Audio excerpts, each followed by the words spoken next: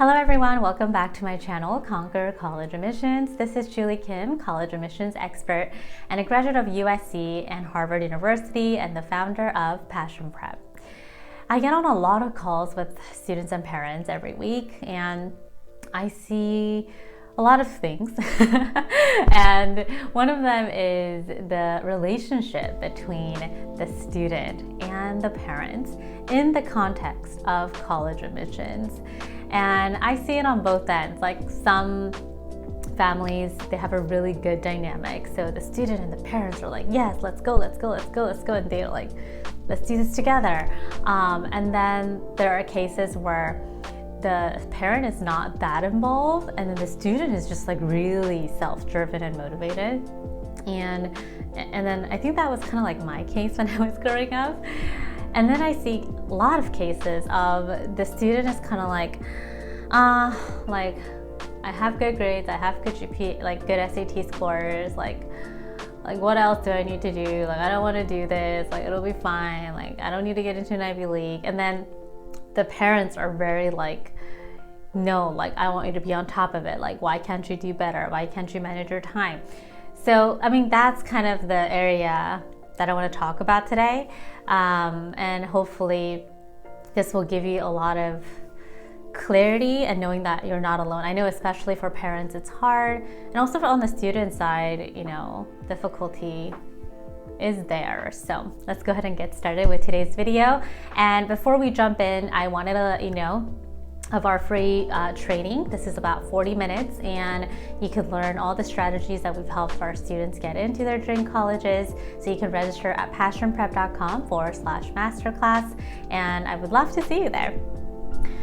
All right, so let's go ahead and start talking from the perspective of the parents. Parents get upset because the student was supposed to do the homework early or to work on the passion project or to apply for the summer program early, but the student is procrastinating and not doing the work. And then the mom and dad gets really upset. Why can't you do things faster? Is this not important to you?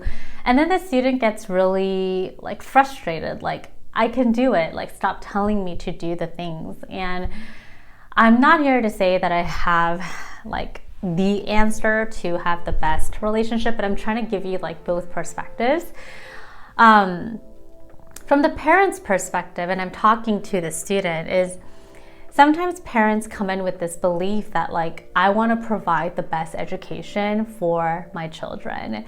Maybe it's something that you didn't have growing up as a parent or as a child growing up, or maybe it's like you want to make sure that you are providing all the right resources at the right time.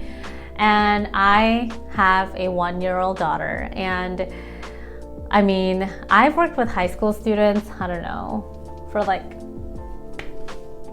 a really long time, like 15, 16 years. And I don't think it changes. Like the feeling that I have for my daughter, that I want to provide her with appropriate books. I want to challenge her enough. I don't want her to miss out on opportunities because I don't know about them or I'm not on top of her, right? So parents are kind of coming from that angle of responsibility and being a good mom and being a good dad. From the student's perspective, it's the constant nagging from the parents, right? So do this, do that, like do it early. Why can't you do it early? And I think one thing that parents have to understand is if you are starting to nag at your child and you're telling your child like, you know, starting to say things like, why can't you do this? Why can't you, whatever, that's the beginning of conflict.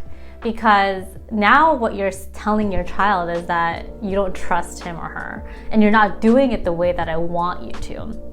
So let's say the student did miss a summer program essay deadline, or they did submit an essay that was not done well and they didn't get into the summer program. That is a lesson that the student has to learn himself or herself.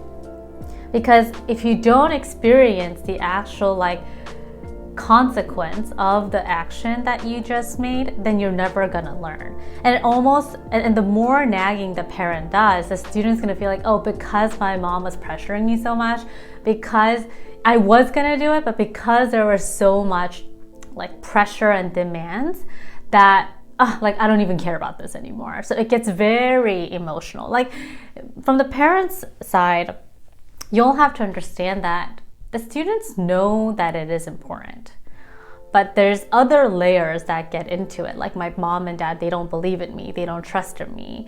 They say like very negative things to me. So, I mean, that's just the perspective that I want to shed some light on. And another thing is that recently I was on a call with one of our students, and the student does not want to go to an Ivy League school or top tier college. And then the dad wants the child to aim big and go and all of that. So what that is a conflict again, right? Conflict of interest, conflict of preference. And so the way that I like to phrase it in this kind of situation is this: college admissions process only happens once. As a high school student, you only get to apply to college once. So we want to give it our best shot. And I know some students are like, oh, I don't need to go to Columbia. I don't need to go to Harvard. Well, they might not accept you too. So it's like, let's try our best. And then let's see where we get in. And then we'll make our decisions about what colleges would be best for you, right? So, and this is not only about the brand name aspect of it or whatever, but it's allowing our children to set a goal and work hard towards that goal. It's where you build resilience, ethic, uncertainty, and you get stronger that way, right? So just because we tell our kids, oh, like, forget about those colleges, we don't need to go. I think we can forget about them maybe once you get accepted because it does not meet your preference. And I mean, there's so many good colleges in this country, right? It doesn't have to be an Ivy League school. It doesn't have to be a top tier school.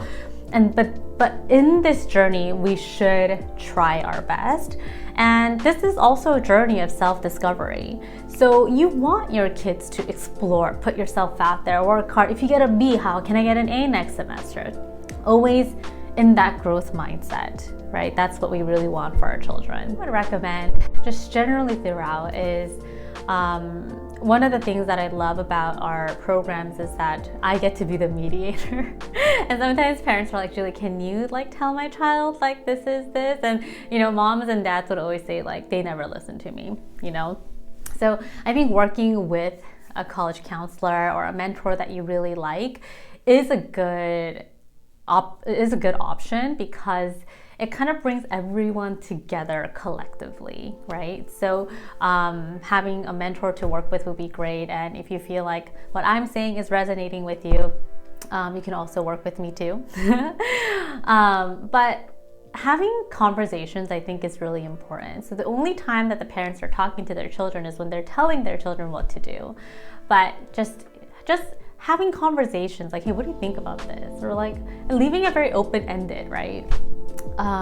Like, how is that coming along? Or what are your thoughts on this? You know, so those kind of questions get things moving because the answer does not have to be definitive and you're not demanding your children to do things.